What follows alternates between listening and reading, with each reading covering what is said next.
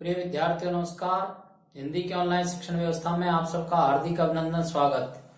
आइए प्रारंभ करते हैं हिंदी का शिक्षण। आज हमारे शिक्षण का प्रकरण है कक्षा 8 की पाठ्य पुस्तक पाठ 6।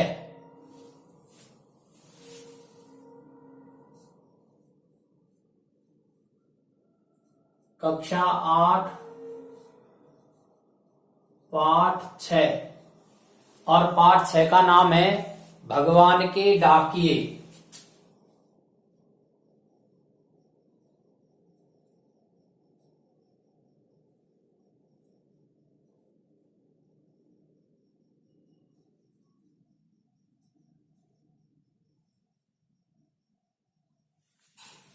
इस पाठ के लेखक है रामधारी सिंह दिनकर।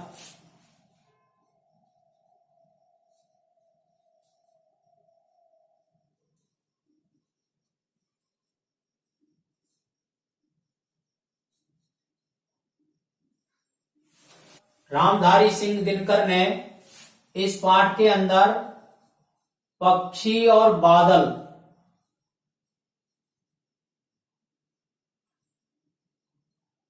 इनको डाकिए के रूप में संबोधित किया है। पक्षी और बादल के बीच में संबंध बताने का काम किया है और जिस प्रकार से डाक विभाग का डाकिया विभिन्न प्रकार की सूचनाएं पत्र आदि देकर के हमको सूचित करता है, इसी प्रकार से प्रकृति के संबंध में सूचना देने का काम पक्षी और बादल करते हैं। पक्षी और बादल को डाकिए कहा है। ये किसके डाकिए हैं? ये भगवान के डाकिए हैं।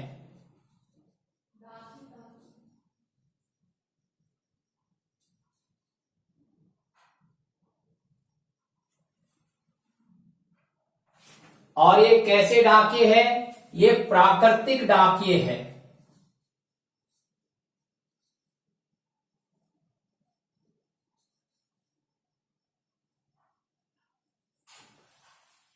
प्राकृतिक डाकिए भगवान की सूचनाएं हम तक पहुंचाने का काम करते हैं, वो है पक्षी और बादल। हम सब जानते हैं कि भाषाओं के पाठों को पढ़ने के लिए और उनके 3 चरण हम करते हैं।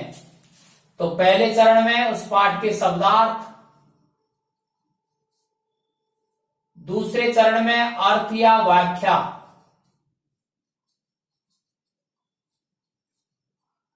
और तीसरे चरण में हम पढ़ते हैं प्रश्न उत्तर।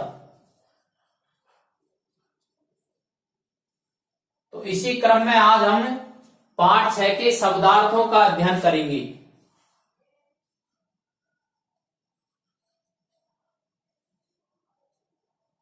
पाठ 6 में काम आए प्रमुख शब्दों के अर्थों को हम जानने का प्रयत्न करेंगे।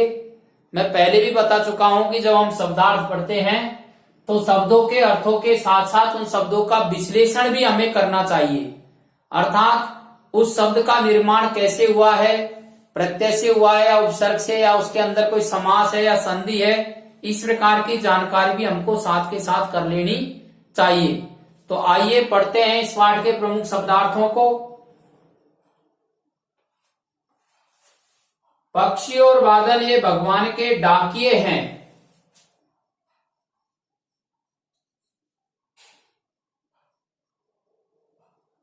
डाकिए यानी संदेश वाहक।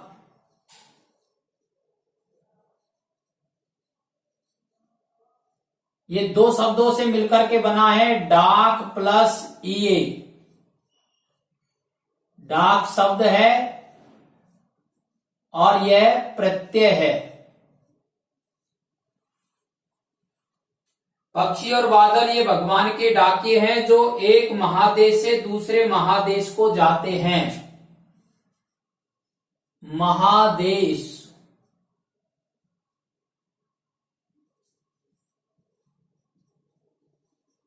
विशाल देश, 2 शब्दों से मिलकर के बना है महा प्लस देश। महा उपसर्ग है और देश शब्द है। कैसा शब्द है? संज्ञा शब्द है। महा जो उपसर्ग है वो बड़े के अर्थ में काम आता है। बड़ा देश या विशाल देश। हम तो समझ नहीं पाते हैं मगर उनकी लाई चिट्ठियां। मगर यानी किंतु या परंतु।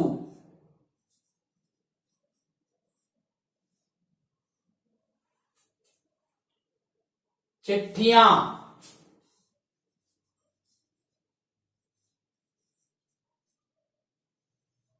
चिट्ठियां यानी पत्र आदि। चिट्ठी शब्द का बहुवचन रूप है ये। चिट्ठी का बहुवचन।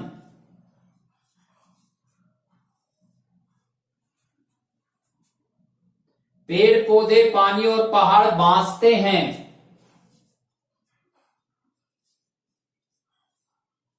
बांसते हैं यानी पढ़ते हैं।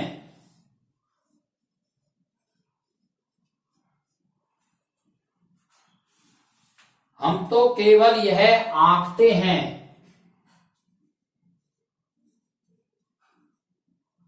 केवल यानी मात्र। आंकते हैं।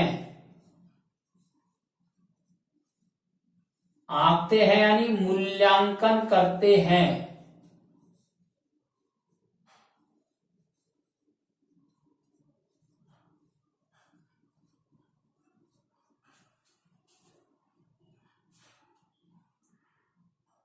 कि इस एक देश की धरती दूसरे देश को सुगंध भेजती है।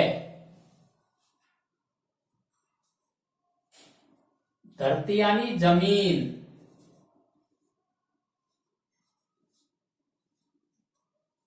सुगंध यानी अच्छी गंध।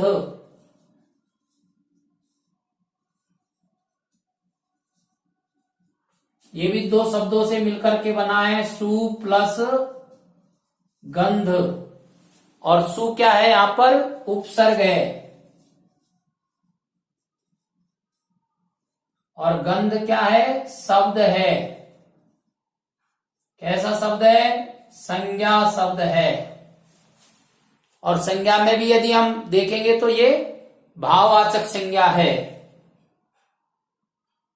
और वह सौरभ हवा में तैरते हुए। सौरभ यानी भी अच्छी गंध होता है।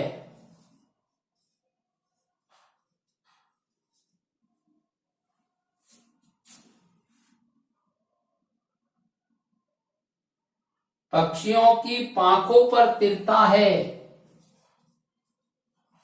पांखों यानी पंख।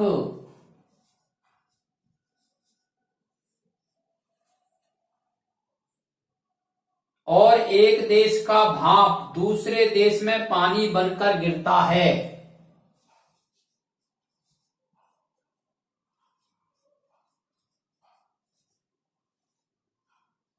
गिरता है।